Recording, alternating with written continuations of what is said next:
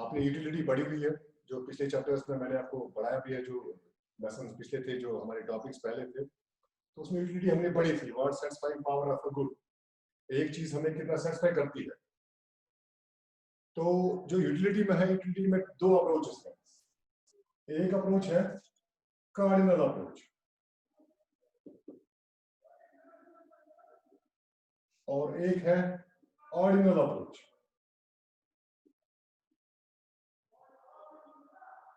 और जो आज हम बात कर रहे हैं, हम कार्डिनल अप्रोच की बात कर रहे हैं। एक्चुअली ये मार्शल ने दिया था, ये जो कार्डिनल अप्रोच है, कार्डिनल यूटिलिटी एनालिसिस। तो कार्डिनल का मतलब है जिस यूटिलिटी को हम मेजर कर सकते हैं, जिस यूटिलिटी को हम यूनिट्स में डाल सकते हैं, नंबर्स में डाल सकते हैं, जो काउंटेबल यूटिलिटी है। जैसे मेरे पास एक एग्जांपल है, जैसे किसी चीज के यूनिट्स हैं, यूनिट्स ऑफ अ गुड, तो इसकी यूटिलिटी, तो as we know, more we consume of the same good, utility of that good decreases. जितना हम किसी चीज को ज्यादा इस्तेमाल करते हैं, उसकी यूटिलिटी डिक्रीज होती है। तो पहले ने 50 दिया यूटिल्स, फिर 40, फिर 30, फिर 20, फिर 10, फिर 0, 7 का -10। तो अगर हम टोटल करें, sum total of utilities which we derived from these units, first is 50, 50 plus 40 is 90, 120, 140, 150, 150, 140। And अगर थोड़ा आगे हो जाए, मार्जिनल यूटिलिटी, मार्जिनल यूटिलिटी का कांसेप्ट मैंने पढ़ाया हुआ। मार्जिनल यूटिलिटी का मतलब होता है एक्स्ट्रा, जब हम एक्स्ट्रा कंज्यूम करते हैं, उससे एक्स्ट्रा यूटिलिटी कितनी मिलती है, तो उस कांसेप्ट को मार्जिनल यूटिलिटी बोलते हैं। तो मार्जिनल यूटिलिटी होती है एक्सेस इन टोटल यूटिलिटी। तो मार्जिनल यूटिलिटी क्या है, 90 माइनस 50, पहला डैश 90 माइनस 50 हो गया 40। इसके बाद 120 माइनस 90 हो गया 30। ऐसे ही 140, 20, 150 माइनस 40, 10, 0 माइनस 10। तो हम दूर से देख रहे हैं, जो कार्डिनल यूटिलिटी एनालिसिस है, ये इनको नंबर्स में दिया गया है। ये आप मेजर कर सकते हैं, ये आप काउंट कर सकते हैं, ये न्यूमरल फॉर्म है। ऐसी यूटिलिटी को मार्शल ने कार्डिनल यूटिलिटी कहा। तो कार्डिनली जो मेजरेबल यूटिलिटी हो और जो हम काउंट कर सके, तो वो यूटिलिटी, उस यूटिलिटी की बात अगर हम कर रहे हैं, तो कार्डिनल यूटिलिटी की बात कर रहे हैं। और दूसरे साइड में जो ऑर्डिनल है, वो रैंक्स में निकाली जाती है। तो कार्डिनल यूटिलिटी में हमारे पास क्या आता है, एक आता है हमारे पास कंसेप्ट, इसमें मार्जिनल यूटिलिटी और टोटल यूटिलिटी। तो कितना हमने कंज्यूम किया, तो उसका टोटल जो बनेगा, सम टोटल, वो टोटल यूटिलिटी है। और जो मार्जिनल यूटिलिटी है, हमने कितना कंज्यूम किया एक्स्ट्रा, और एक्स्ट्रा कितनी यूटिलिटी मिली, वो हमें मार्जिनल यूटिलिटी कंसेप्ट दिखाती है। तो इसके बाद मार्जिनल यूटिलिटी थ्योरी जो है, ये बहुत ज्यादा क्रिटिसाइज हुई, क्योंकि marginal concept, cardinal utility concept जो है, ये बहुत ज्यादा क्रिटिसाइज हुई। क्या बुनियाद थी क्रिटिसिज्म का? पहली यही थी कि हम यूटिलिटी नहीं मेजर कर सकते, यूटिलिटी कांट बी मेजर। तो यूटिलिटी हम मेजर नहीं कर सकते इन न्यूमरल्स। ये आपको पता ही है, जब मैं एक चीज खाता हूं तो उसका मजा मैं खुद लिखता हूं, I compare it my self, या किसी और को बोलता हूं आपको कितना मजा आया। तो जो ये नंबर्स है 1 to 10, 20, 40, आप कोई भी नंबर जो लिख रहे हैं, ये एक्चुअली कोई नंबर नहीं, ये मेरा अपना हाइपोथेसिस है, ये मेरे अपना गिवन है, अपने साइकोलॉजी से मैं लगा रहा हूं ये नंबर।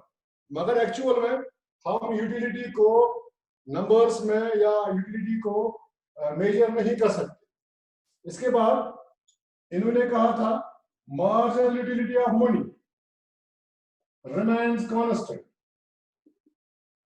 इस एनालिसिस में इन्होंने कहा था मार्जिनल यूटिलिटी जो पैसे की है, वो कांस्टेंट रहती है, जबकि मार्जिनल यूटिलिटी ऑफ गुड्स क्या होता है, marginal utility of goods diminish, वो डिमिनिश होती है।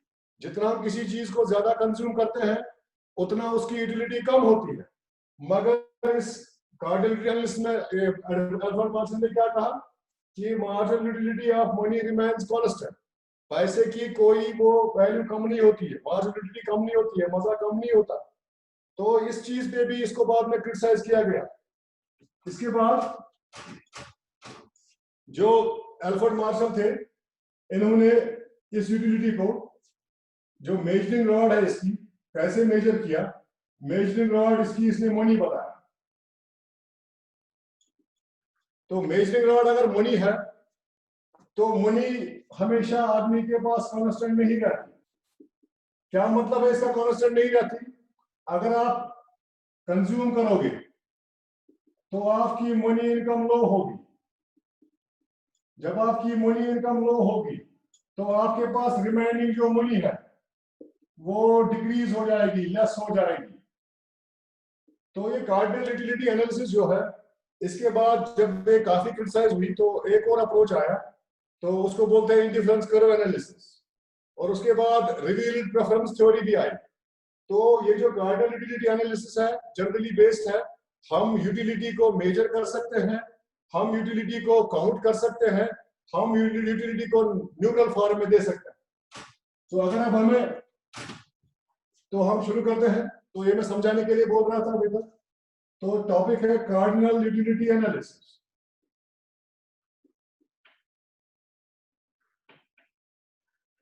This analysis was given by Alfred Marshall. ये एनालिसिस एल्फ्रेड मार्शल ने दिया। As we know that, हमें पता है, as we know that when we consume, जब हम कंज्यूम करते हैं,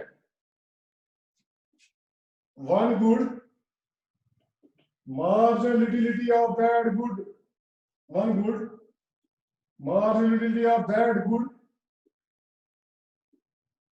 decreases.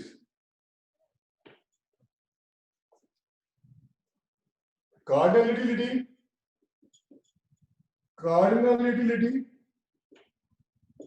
is measurable. ये मेजर कर सकते हैं, is measurable, ये हम मेजर कर सकते हैं। काउंटेबल, इनको हम गिन सकते हैं, जैसे मैंने आपको अभी टेबल में बताया। तो मैं कार्डिनल यूटिलिटी एनालिसिस लिख रहा हूं, मैं कैसे इसको कल एग्जाम में एक्सप्लेन करूं। तो हम जानते हैं कि जब हम कोई भी चीज कंटिन्यूअसली इस्तेमाल करते हैं तो उसकी यूटिलिटी डिक्रीज होती है। तो कार्डिनल यूटिलिटी एनालिसिस जो है वो मेजरेबल है, काउंटेबल है, and in numeral form, and in numeral form. An imaginary unit was provided. एक इमेजिनरी यूनिट दिया गया ये साबित करने के लिए कि यूटिलिटी मेजरेबल है। An imaginary unit was provided called utils. उसको इन्होंने यूटिल्स कहा ताकि ये अपनी थ्योरी साबित कर सके। तो यूटिलिटी एनालिसिस का जो पहला ये है, ये मेजरेबल है, काउंटेबल है, तो और एक न्यूमरल फॉर्म में।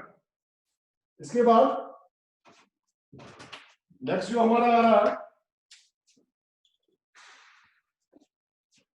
फॉर एग्जांपल, जो मैंने आपको एग्जांपल अभी बताई थी, कैसे हम इसको पहले हम लिखेंगे, जो एडवांस शुरू करेंगे हम कार्डिनल यूटिलिटी एनालिसिस। ये दी थी हमें एल्फ्रेड मार्शल ने।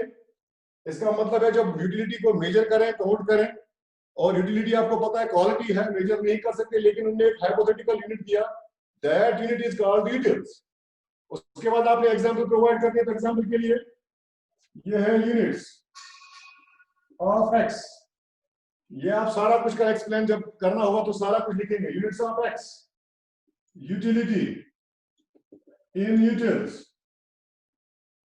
इसके बाद टोटल यूटिलिटी, इसके बाद marginal utility. For example units of x 1 2 3 4 5 50 30 10 0 -10. We can calculate total utility easily, as we know that total utility is equal to sum of utilities, sum of utilities successively,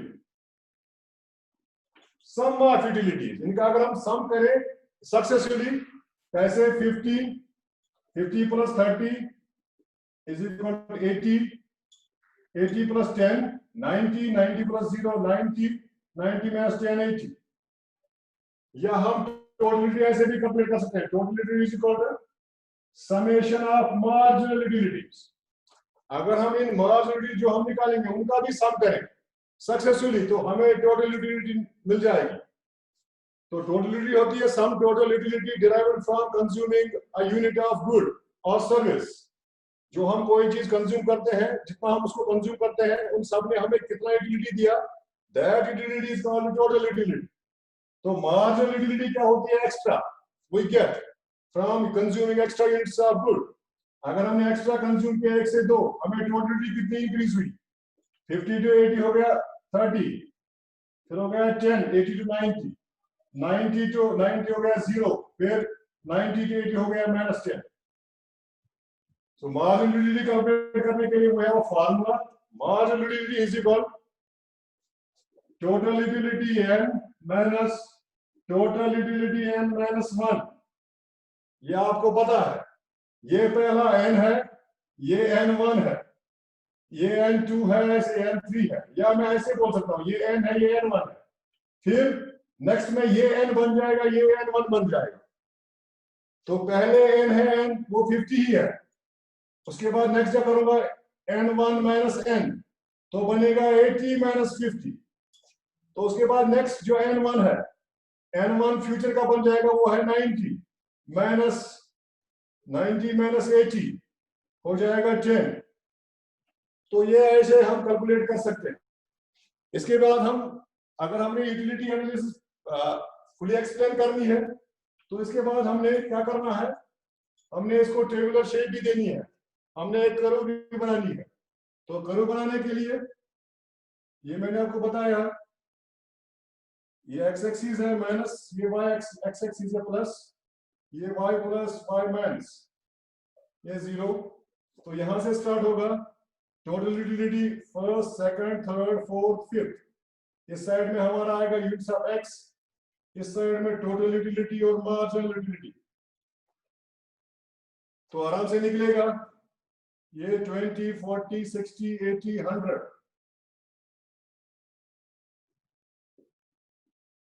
तो जब पहला unit हमने consume किया तो हमें मिली total utility 50, तो 150।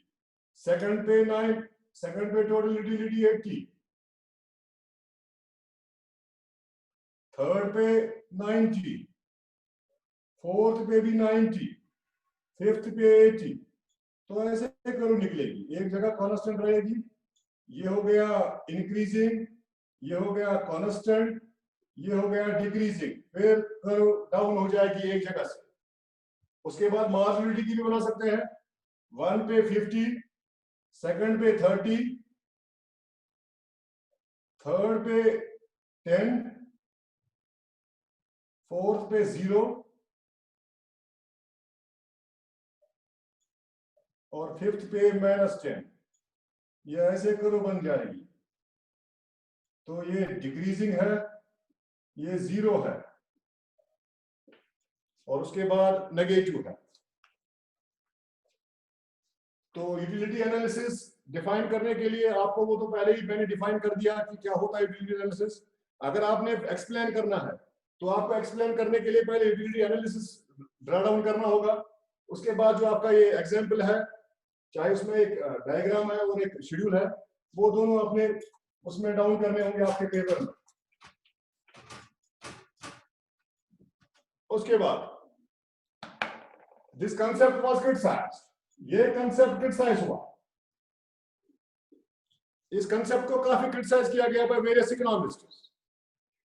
तो उसके बाद उन्होंने अल्टरनेटिव कंसेप्ट्स भी दिए। This concept was criticised, this concept was criticised severely, बहुत बुरी तरह ये क्रिटिसाइज हुआ बाय वेरियस इकोनॉमिस्ट्स।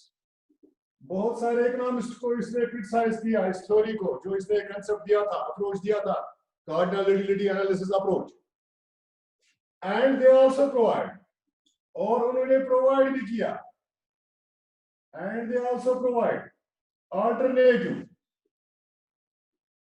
अप्रोचेस।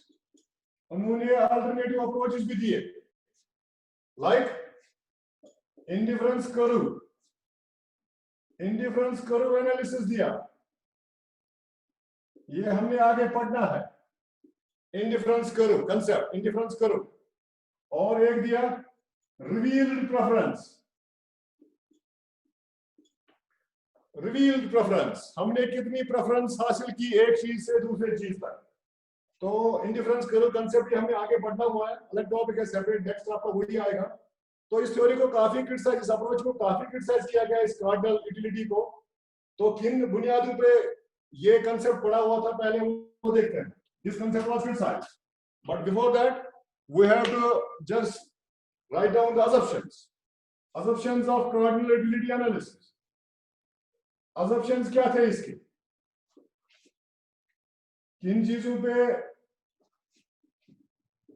ये approach, assumptions of cardinal utility analysis। First assumption, जो पहला assumption था हमारा,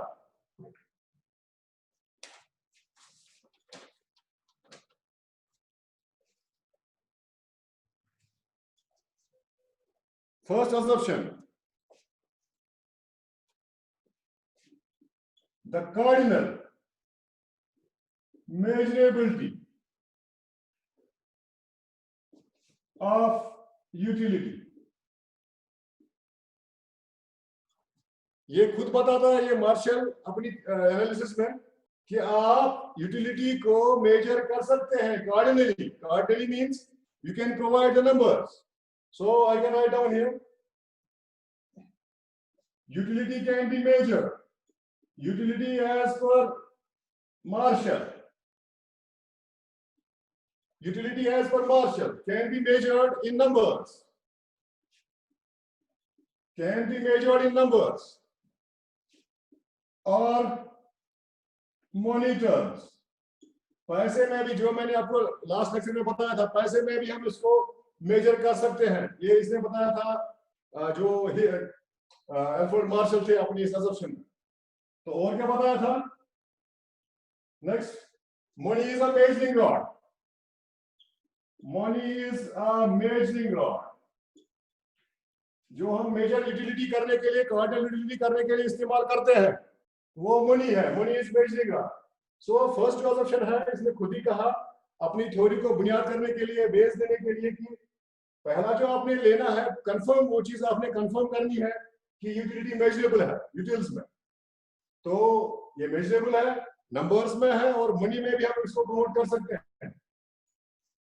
second point is the hypothesis of independence utilities, the hypothesis of independent utilities.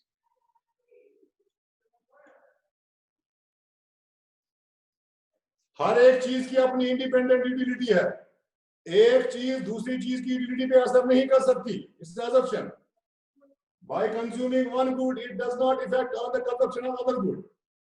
तो ये जो दूसरा हाइपोथेसिस है, ये भी इसी में दिया है, ये assumption दिया है इसने अपने, इसमें कार्डिनल एनालिसिस में मार्शल ने, that hypothesis of independent utilities.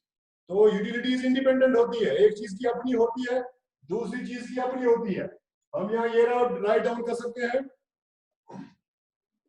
utility derived from good A does not depend on utility, does not depend, ये डिपेंड नहीं करती on utility of good B। हर एक की अपनी अपनी इंडिपेंडेंट यूटिलिटी है, तो एक की यूटिलिटी दूसरे पे डिपेंड नहीं करती। That is the hypothesis of independent utilities। हर एक चीज की अपनी अपनी यूटिलिटी है। अगर मैं एक चीज कंज्यूम कर रहा हूं तो दूसरी चीज का उसके साथ कोई नहीं है, उसकी अपनी अलग यूटिलिटी है। The third assumption is constancy of marginal utility of money, constancy of marginal utility of money। Money जो है आपकी यूटिलिटी डिक्रीज हो सकती है, marginal utility diminishes, while the utility of money, marginal utility of money remains constant। तो ये जो तीसरा assumption कार्डिनल यूटिलिटी का है, ये हमें बताता है, tells us कि जो कॉन्स्टेंसी है मनी की वो कांस्टेंट रहेगी। आपकी मार्जिनल यूटिलिटी डिक्रीज होगी जब आप एक्स्ट्रा कंज्यूम करोगे, लेकिन जो मार्जिनल यूटिलिटी ऑफ बड़ी है that will remain same and constant. Next जो हमारा assumption है दैट इज फोर्थ, इंट्रोस्पेक्टिव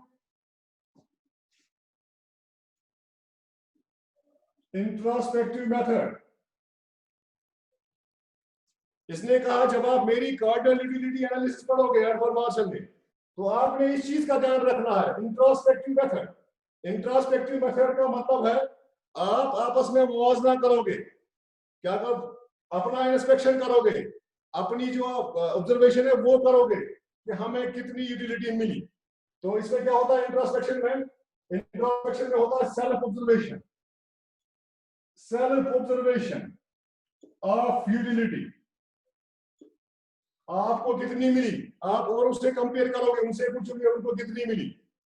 तो ये जो चार हैं इन्होंने अपने असम्पशंस दिए थे इस यूटिलिटी को डिफाइन करने के लिए। इस यूटिलिटी को जो कार्डिनल यूटिलिटी एनालिसिस है, तो इसको साबित करने के लिए इन्होंने चार अपने असम्पशंस दिए थे। इसके बाद क्रिटिसिज्म, कहां कहां ये क्रिटिसिज्म हुआ? Criticism of cardinal utility approach, or we can say critical evaluation। इसको कहां कहां क्रिटिसाइज किया गया, किस चीजों पे और किस बुनियादों पे इनको क्रिटिसाइज किया गया जो कार्डिनल यूटिलिटी एनालिसिस था। पहला जो हमारा पॉइंट वही है, कार्डिनल मेजरेबिलिटी ऑफ यूटिलिटी। हम जनरली जानते हैं आप और मैं कि यूटिलिटी एक साइकोलॉजिकल इफेक्ट है। मुझे ज्यादा मजा दिया, आपको कम दिया, कितना ज्यादा दिया कितना कम दिया ये हम मेजर नहीं कर सकते। इट्स अ साइकोलॉजिकल पॉइंट और ये साइकोलॉजिकल इंपैक्ट भी डालती है। तो इसलिए हम अगर कार्डिनली नंबर दिए तो ये कभी ये साबित नहीं कर पाया कि ये नंबर कहां से लाए मैंने। तो इस चीज पे इसको काफी क्रिटिसाइज हुआ। जो पहली चीज थी कार्डिनल मेजरमेंट ऑफ यूटिलिटी, इसके बाद इसमें काफी डेवलपमेंट हुई। आजकल जो मॉडर्न थ्योरीज है वो यूटिलिटी को डिफाइन कर रही है। तो जो इसने कार्डिनल मेजरमेंट ऑफ यूटिलिटी दी थी, it was fake, it was unrealistic. Cardinal measurement of utility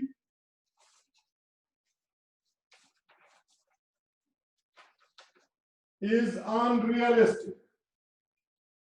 ये unrealistic है, is unrealistic. In practice, अगर हम practice में जाएं, utility cannot be measured. Utility को हम मेजर नहीं कर सकते, ये आप भी जानते हो और मैं भी जानता हूं।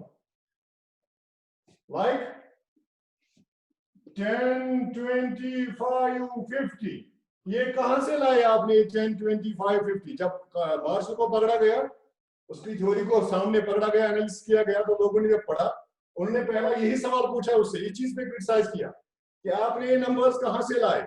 और उन्होंने ये नंबर्स कभी डिफाइन नहीं कर पाए वो कि ये नंबर्स कहां से ला पाया। और इस चीज पे जो मार्शल है, तो एल्फ्रेड मार्शल को काफी क्रिटिसाइज हुआ।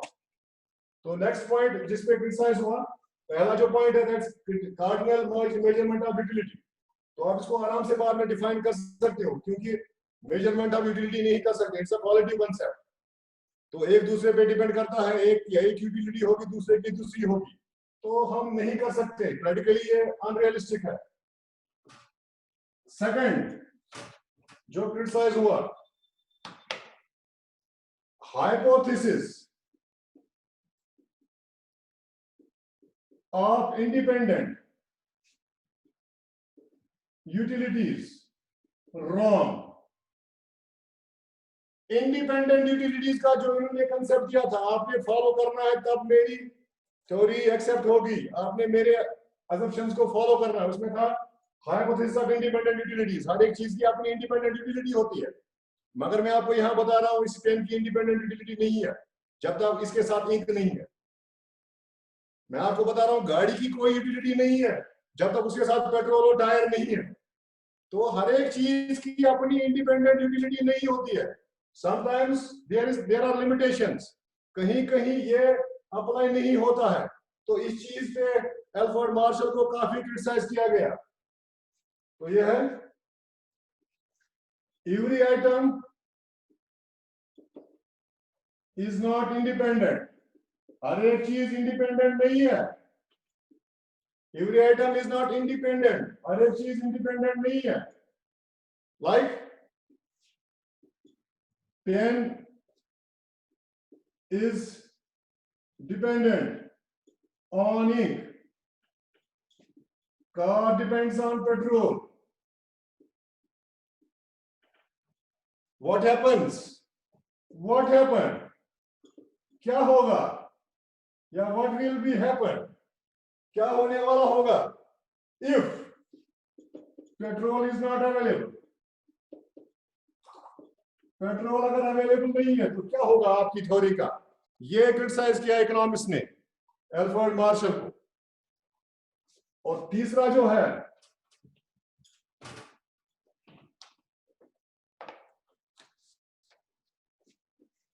Constituency of marginal utility of money. Alfred Marshall ने कहा था आप कोई भी चीज कंज्यूम करोगे उसकी यूटिलिटी डिक्रीज होगी, marginal utility. Marginal utility concept clear है। जब भी आप ज्यादा कंज्यूम करते हैं कोई चीज, नॉर्मली उसका हम यूटिलिटी कम करते हैं और कंजप्शन कम करते हैं, तो ज्यादा करते हैं तो उसके बाद उसकी यूटिलिटी डिक्रीज होती है। तो मार्जिनल यूटिलिटी डिक्रीज होती है जितना हम एक्सेस कंजप्शन करते हैं, ये कंफर्म। मगर मनी का जब हम कोई चीज इस्तेमाल करते हैं उसके पीछे हम पैसा खर्च करते हैं तो मनी कैसे सेम रहेगा? मनी तो कांस्टेंट नहीं रहेगा, क्योंकि जब भी हमने कंज्यूम किया, हमने कुछ खर्च किया, हमारी इनकम लेवल डाउन हो गई। हमने कंज्यूम नहीं किया, कांस्टेंट रहेगा। लेकिन हमने कंज्यूम किया, इसका मतलब हमारा जो मनी है, हमारी जो मनी इनकम है, that will decrease when price of a good change. इसको हम ऐसे लिख सकते हैं, कॉन्स्टेंसी ऑफ मनी इनवैलिड, ये वैलिड नहीं है। ये कहा गया एल्फ्रेड मार्शल को। When price of a good changes, it affects, ये इफेक्ट करती है money income of a consumer. जब भी चीज की कीमत बढ़ती घटती है तो वो कंज्यूमर इनकम पे डायरेक्टली असर करती है। महंगी चीज मिलेगी आपको ज्यादा खर्चा करना पड़ेगा, आपकी इनकम कम होगी। सस्ती चीज मिलेगी आपको कम खर्चा करना पड़ेगा, तो उससे आपका इनकम बढ़ेगी। तो इनकम चेंज होती है क्योंकि आपका चीजों का प्राइस चेंज होती है। जब आपकी प्राइस बढ़ती है तो इनकम आपकी कम होगी। If consumer spends more, less will be his money remaining, उसके पास कम रहेगा। We can say money income falls, money income fall होगी तो कांस्टेंट नहीं रहेगी। तो इसको भी कहा गया कॉन्स्टेंसी जो आप मनी की है। आप बोल रहे हो मार्जिनल यूटिलिटी तो ठीक है, जब कंज्यूम एक्स्ट्रा करेंगे यूटिलिटी डिक्रीज होगी, एक्स्ट्रा कंज्यूम करेंगे एक्स्ट्रा यूटिलिटी और डिक्रीज होगी। मगर जो constituency of marginal utility of money है, वो कॉन्स्टेंसी कहां से रहेगी? मनी कभी कांस्टेंट नहीं रह सकता। जितना आप यूज करोगे आपका लेवल कम होगा, कम यूज करोगे आपकी मनी इनकम का लेवल बढ़ेगा। तो लास्ट में जो इसको कहा गया, फोर्थ पॉइंट, लास्ट पॉइंट जो क्रिटिसाइज किया गया, दिस अप्रोच, ये जो अप्रोच है, tells more and explains less। इस अप्रोच ने, जो कार्डिनल यूटिलिटी अप्रोच है, इसने हमें बहुत कुछ बताया लेकिन एक्सप्लेन कुछ नहीं किया। इसने एक ही चीज बताई, यूटिलिटी इज मेजरेबल। यूटिलिटी को हम काउंट कर सकते हैं, इन टर्म्स ऑफ मनी कर सकते हैं। अगर आप ज्यादा खाओगे तो मार्जिनल यूटिलिटी कम हो जाएगी। तो लेकिन इतना ही 4-5 वर्ड्स में इसने अपनी जो एनालिसिस अप्रोच है वो डिफाइन की। लेकिन जब क्रिटिसिज्म आया तो उसमें कहा गया ये अप्रोच जो है हमें बहुत कम बताता है, और जो इसके अजम्पशंस जो फॉलो करने हैं और जो उसके बाद इसका क्रिटिसिज्म था वो बहुत बड़ा था। तो नेक्स्ट हमारा टॉपिक होगा, आज का टॉपिक यही कंक्लूड करते हैं। नेक्स्ट हमारा टॉपिक होगा, हो आपको समझ में आया होगा, क्योंकि ये पुराना अप्रोच है, अभी चलता नहीं है, उतना मार्केट में यूज नहीं है। पढ़ना है क्योंकि दिया है, बेस है किसी चीज का, इसी से हम जब हम अपनी बेस पढ़ते हैं, हिस्ट्री पढ़ते हैं, उसी से हम आगे अपनी डेवलपमेंट करते हैं। तो ऐसे ये भी एक बेस है, क्योंकि शुरू किया था इन्होंने डिमांड से, फिर यूटिलिटी से, यूटिलिटी काफी लोगों ने कंसेप्ट दिया, उसके बाद उसको ठीक किया। तो जब इन्होंने कंसेप्ट दिया तभी जाके किसी और इकोनॉमिक्स ने इसको फिर बाद में ठीक किया, तब जाके आज हम पढ़ रहे हैं। तो नेक्स्ट हमारा कंसेप्ट है ऑर्डिनल यूटिलिटी एनालिसिस। तो ये टॉपिक नेक्स्ट टाइम हम करेंगे। होप आपको समझ में आया होगा आज का टॉपिक। Thank you.